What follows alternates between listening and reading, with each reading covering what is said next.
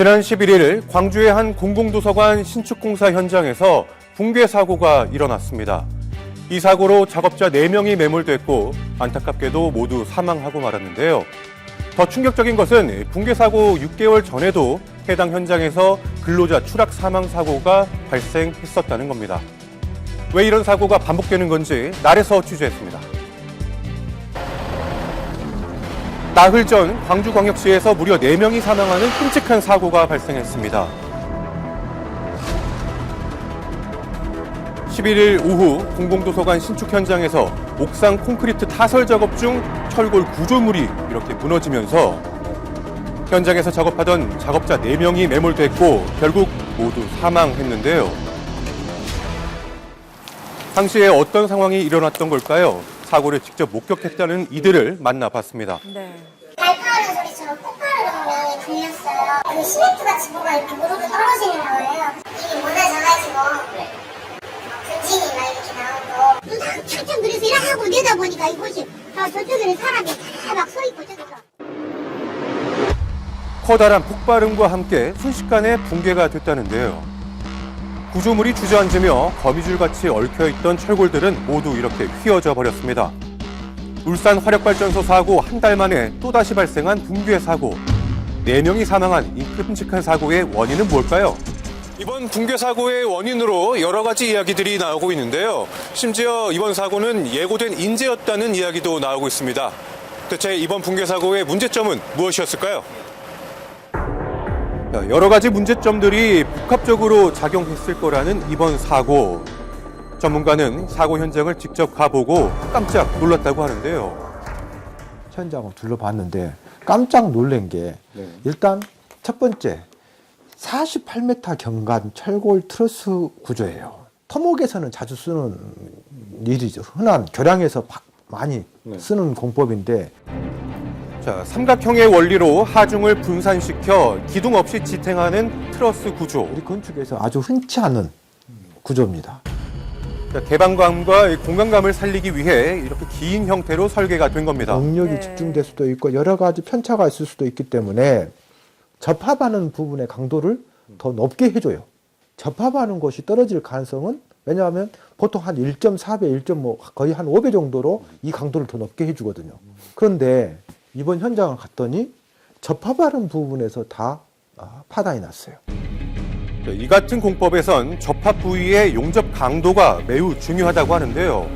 붕괴된 구조물을 자세히 보니 접합되어 있는 부분이 매끈하게 끊어져 있었습니다. 48m라는 거예요. 압도당한 거예요, 내가. 가슴이 철렁한 거예요, 이게. 우리 공학에서 이게 이렇게 처지는 것을 처짐이라 하거든요. 이게 이 길이가 5m였을 때와 6m였을 때 처짐량이 얼마나 차이 나냐면 그 거리의 사승이거든요. 5m의 사승과 6m의 사승은 천지 차이죠. 큰 차이죠. 그러면 48의 사승을 해봐요. 그러면 처짐량이 어마어마하잖아요. 그거를 견뎌내야 된다니까. 48m의 기둥이 가하는 힘을 용접으로 견뎌야 하는 겁니다. 시공사는 지지대 없이 콘크리트 타설을 할 수 있는 특허 공법을 사용했다고 특허 공법을 했는데요. 쓴 걸로 이제 판단이 좀 됩니다. 그렇지만 이 특허 공법 자체가 과연 안전했었느냐에 대해서는 한번 좀 생각해 볼 필요가 좀 있다는 거죠. 네. 일반적으로 특허 공법 그럼 굉장히 좋은 공법으로 생각을 하시게 되는데 특허라는 것은 그냥 일반적인 발명이에요. 그래서 발명이기 때문에 이거는 아이디어만 있으면 이제 특허청에서 특허가 나올 수 있는 이런 부분인데 안정성에 대해서는 확보가 현재 검증이 안 돼 있는 그런 부분이에요. 자, 실제 하중을 얼마나 견딜 수 있을지 모르는 안전성이 검증되지 않은 특허 공법이 구조물에 무리를 줬을 수 있다는 겁니다. 사고의 원인으로 지적되는 문제점은 이뿐만이 아닙니다. 2022년 9월에 시작된 공사는 당초 올해 말쯤 완료 예정이었지만 내년 4월로 늦춰졌고 준공 시점까지 넉 달도 채 남지 않은 상황이었는데요. 참 문제네요. 자, 시공사가 부도가 나면서 약 3개월간 공사가 중단됐기 때문에 기한 내에 공사를 끝내기 위해 무리하게 작업이 이루어졌을 가능성도 제기가 되고 있습니다. 지금 이 현장 같은 경우에 공사가 중단이 되었고 당초에 원청이 법정 관리가 됐고 후순위가 이제 그걸 다 인수받아서 했다. 과연 원청에서 그냥 하청만 주었을 것인가 아니면 재하청이 됐을 것인가 이런 것들이 굉장히 의문시 되는 현장이라고 보면 되죠. 공사가 중단된 게 사고의 원인이 되지는 않았을지 관할 구청의 이야기를 들어봤습니다. 안 되기 때문에 저희들도 이제 비상 근무를 하면서 지원 요청하면 지원하는 내용들도 지원해 줍니다. 아니 발주 다 시에서 한 거고 감독도 시에서 하고 발주도 시에서 했고 모든 책임 권한은 시가 있기 때문에 시에서 이제 재대책 본부를 만들어서 하고 있고요. 시공사가 어려워질 때 저희들이 선제적으로 시정지를 했고 특히 정리가 될 때까지 정지기간을 계속 갖고 있었거든요. 4월 13일이 좀 빠르다 수도 있었지만 빠르다고 해서 저희들이 마음대로 공사기간을 연장해주고 그럴 수는 없는 거거든요. 조사 결과를 기다려봐야 되겠다라는 말씀밖에 못 드리겠네요. 30년 넘게 철근 작업을 해왔다는 희생자 고 씨. 가족들은 하루아침에 가족을 잃고 말았습니다. 일단 그 개인적인 거는 좀 자제를 해서 수습이 다 되면 한꺼번에 해서 지금은 뭐 되게 해봐야 뭐 할 얘기가 뭐가 있겠어요. 네, 하루빨리 사고의 원인이 밝혀져 억울함을 풀 수 있기를 바라겠습니다.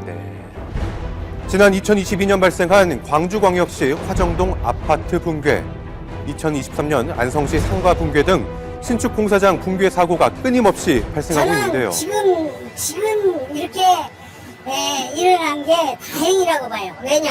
만약에 도서관에서 공부를 하고 있다가 여러분들의 그 자녀들이 여기서 공부하다가 저게 비밀이 딱 끊어졌다. 그러면 어떻게 되겠습니까? 이 대한민국이 전 세계 6인데 아직도 건설업이 한 50이 세계 50보다 못한 것 같은 느낌이 들어서 참 서운하고 좀 할 말이 없습니다. 이전의 사고들처럼 전문가들은 이번 역시 사전에 충분히 막을 수 있었던 인재라고 말합니다. 설계 회사가 제대로 됐든지 시공 회사가 제대로 됐든지 감리 회사가 제대로 됐든지 이 세 영역에서 한 영역이라도 제대로 작동을 하면 이런 현상이 안 생기는 거죠. 근데 결국은 세 군데의 영역에서 제대로 작동이 안 됐다고 봅니다.